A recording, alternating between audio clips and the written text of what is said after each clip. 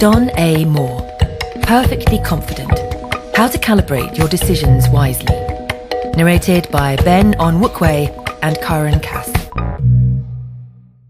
Confidence is essential. Without it, you won't inspire anyone, and you may well miss out on important opportunities because you'll be afraid to seize them. No wonder then that there are thousands of books offering advice on how to boost self-confidence. But beware, overly simplistic advice preaching absolute confidence isn't the answer either. Putting on airs and overestimating your own competence will blow up in your face before long, and when that happens, it'll not only be painful, it could permanently damage your credibility. These blinks explain how to find and project the ideal level of confidence. By improving your decision-making ability and understanding your limitations, you'll become a better and more trusted authority, able to speak confidently on any issue.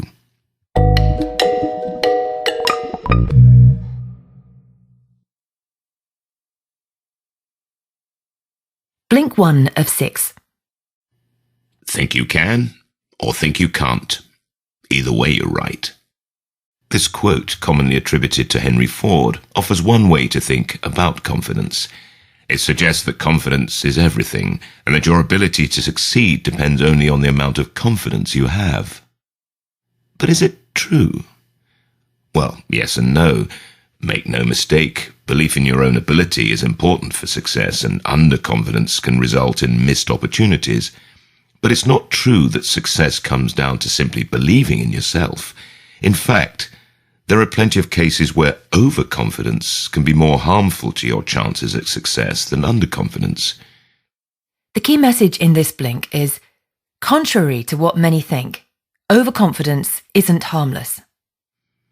Overconfidence is dangerous because of how people make decisions. Decision-making is hard. People rarely have enough information to make a truly educated decision, and so they depend on their intuition to make choices, even important ones. But intuition can, and often does, lead to mistakes. History is full of tragic accidents that came about because people made snap decisions that vastly overestimated their own ability. Take the 2008 financial crisis, for example. Everyone was overconfident that they knew the value of the subprime mortgages they were buying. The fallout when people realized they didn't? A global economic crisis. In fact, research shows that too much confidence can sometimes lead to inferior performances. Psychologist Gabrielle Oertingen has studied the effect of confidence on outcomes and found that people who fantasize more about future successes are actually less likely to accomplish them. This effect can be seen on scales both large and small. A student who thinks he's already prepared for a test might not study enough and doom himself to a bad grade. Or imagine two companies, one that anticipates great results in the next quarter and one that expects to be in the red. The second one will be more motivated to make changes for the better. The lesson here is to use confidence to help you start the work you need to succeed, not bypass it. Confidence alone won't let you finish a marathon if you've never run before, but confidence can give you the push to start training 1 mile at a time. Blink 2 of 6. What are you good at? Maybe you're an outstanding cook, or maybe you're an exceptional driver. Whatever the case may be, one thing's for sure, you do that activity frequently. Makes sense, right? Think about it. Nobody would describe themselves as a good golfer if they didn't actually play golf. But now think about the reverse. The things you're not good at are probably the things you don't do frequently. If you've never juggled, you won't be confident in your ability to juggle, and you'd likely describe yourself as a worse-than-average juggler. This may seem like an obvious point, but it's important to keep in mind because it's a major source of underconfidence. The key message here is, people underconfident about difficult tasks often forget that others are struggling as well. Underconfidence is most common when people simultaneously know the limits of their own abilities and don't know the limits of others. If something is particularly difficult for you, but you can't see others struggling, you might gain a false sense of your own incompetence. Say you're studying a new language. You know that everyone in your class speaks the language better than you do, and so you conclude that they're just better with languages than you are. But you've failed to take into account the unseen time other students are spending mastering grammar and vocabulary. In short, you've become discouraged, not because you're struggling more than others, but because you didn't see the others struggling. This inability to see what others are going through causes all sorts of issues. For example, think about your own naked body. You can probably name scars and blemishes and other flaws, but everyone's body is imperfect in these ways. Here, underconfidence comes from the fact that you are quite literally unable to see others' imperfections. This feeling of inferiority can be incredibly persistent. Even some of the planet's most celebrated writers and artists feel like imposters because they don't have a sense of how hard others work. If even Nobel Prize-winning author John Steinbeck said, "I'm not a writer, I've been fooling myself on other people," then imagine how difficult it must be for others. What you should take from this is not that you should swing in the other direction and assume that you're great at whatever you do. Just remember not to compare your hard work with others' finished products.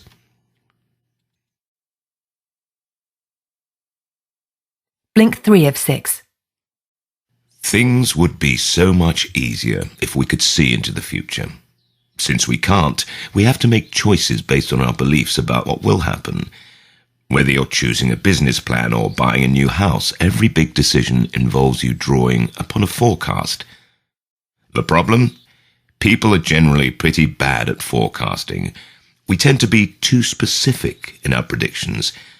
To counteract this tendency, try to allow for uncertainty.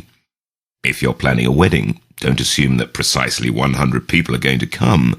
Sure, have a plan in place for 100 guests, but also have backup plans for 80 guests and 120 guests, just in case. The key message in this blink is make forecasts that consider a range of possible outcomes to avoid overconfidence. Expected value is a powerful tool for forecasting. It's pretty simple. Instead of choosing a single outcome, assign probabilities to a range of outcomes. For example, instead of thinking, this project should take 10 days, try to figure out how likely it is that you'll be done in less than 6 days, 6 to 8 days, 8 to 10 days, 10 to 12 days, and so on.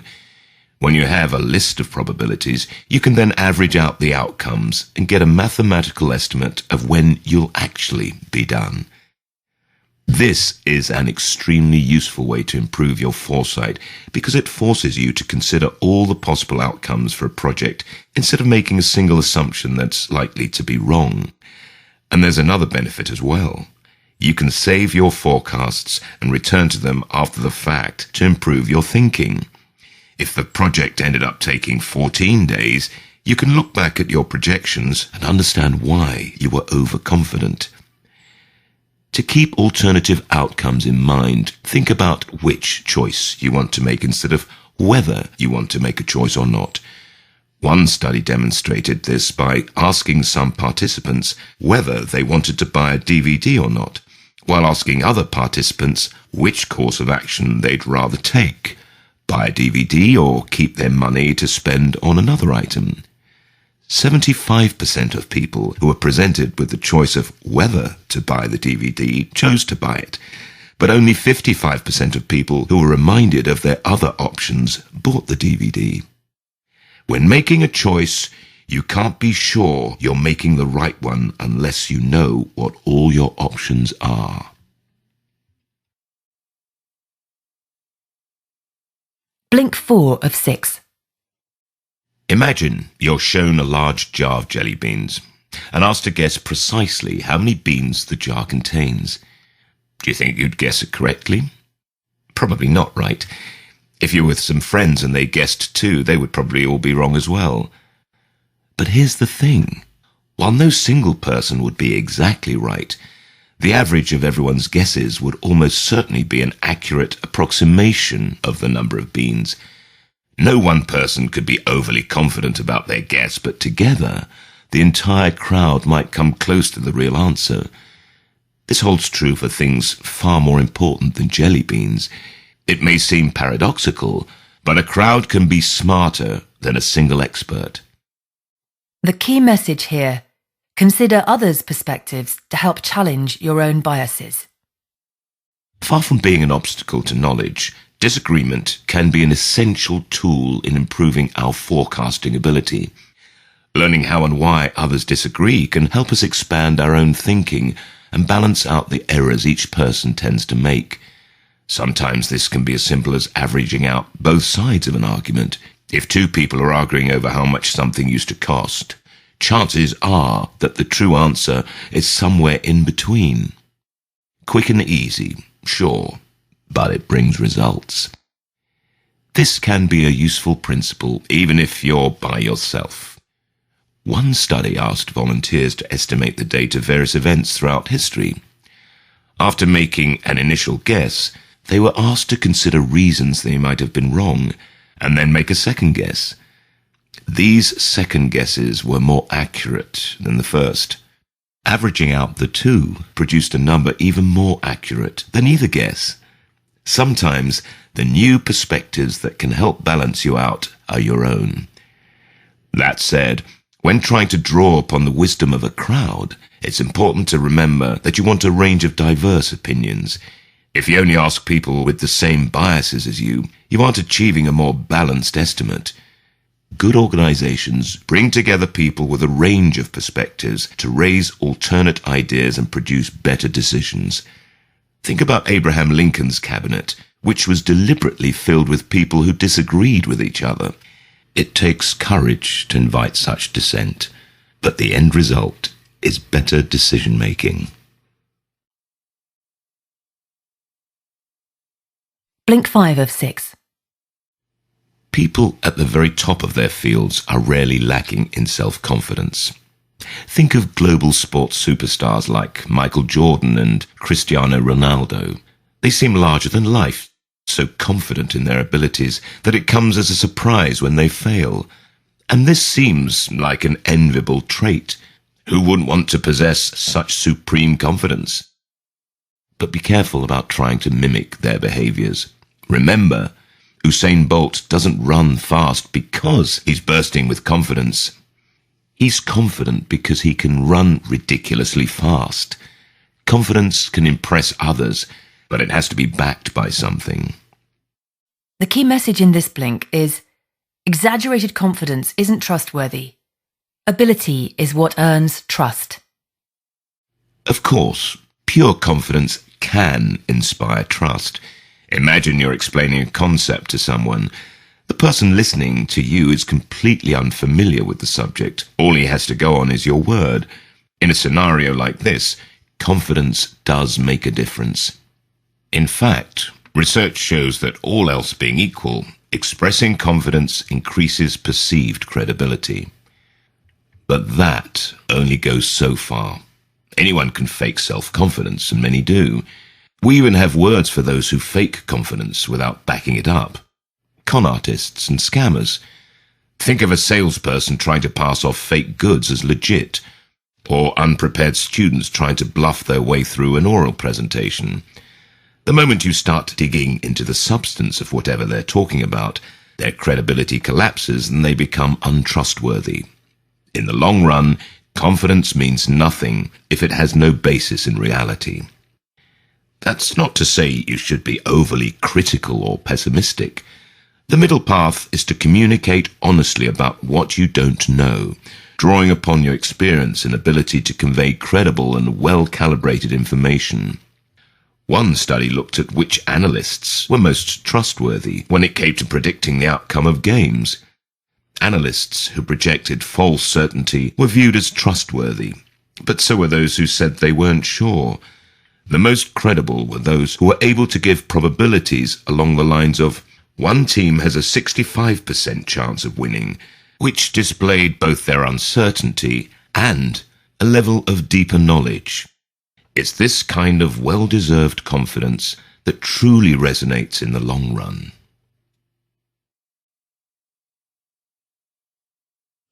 6 of 6. Perhaps no area of life is more closely linked with confidence than leadership. A leader without confidence isn't a leader at all. If you don't believe in your own ability, you'll struggle to make decisions and earn the respect of the people you're leading. So can a leader carefully calibrate her confidence? The answer lies not in putting forward a false front, but in being open to information and aware of what you don't know. Clarity is essential both for yourself and your team. The key message of this blink is, for confident leadership, set clear standards and be open to new information. Vague and uncertain standards can lead to inaccurate self-images because everyone has different personal experiences. If you ask a person if he's a good driver, he'll likely answer yes. Everyone has their own idea of what good driving is. However, if you ask people to rate their ability to parallel park, merge into traffic, navigate highways and other specific skills, you get a more complete analysis of their driving abilities. This is especially important in leadership contexts, since a common source of conflict in a team setting is when people have different ideas of what's needed. Set clear, measurable standards, and both leaders and team members will have a more accurate idea of where they stand. For example, a teacher who shows her students examples of well-written papers will get fewer complaints about grading, as both sides understand what level of work is expected. That said, setting clear goals isn't enough. Leaders also have to make sure they're receiving all the available information, not just the things they want to hear. It can be easy for authority figures to fall into the trap of only accepting adulation while ignoring the news that doesn't align with the outcomes they desire. Indeed, research shows that people naturally apply different levels of scrutiny to news depending on whether it aligns with what they want to hear or not. If you're looking for proof that you made a good decision and the first piece of evidence you find supports that, then great. No need to look any further, right? But that doesn't make for effective leadership.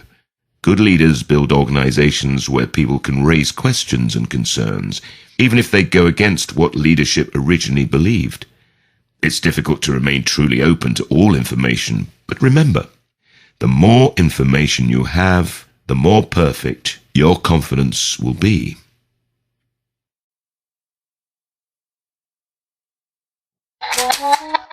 You've just listened to our blinks to Perfectly Confident by Don A. Moore. The key message in these blinks is that confidence is a powerful tool, but it has to be deserved. When making decisions, don't forget to consider a wide range of possibilities so you're better informed and can more accurately calibrate your confidence moving forward. False bravado will be exposed quickly, while true self-confidence comes from knowing what you don't know.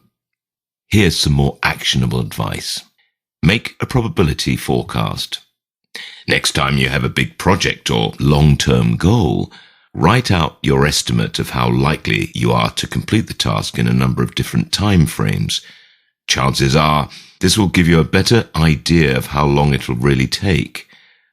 When you're done, you can look back on your original forecast and get a better idea of whether you tend to over or underestimate things and why. Have you got any feedback? We'd love to hear what you think about our content. Just drop an email to remember@blinkist.com with Perfectly Confident as the subject line and share your thoughts.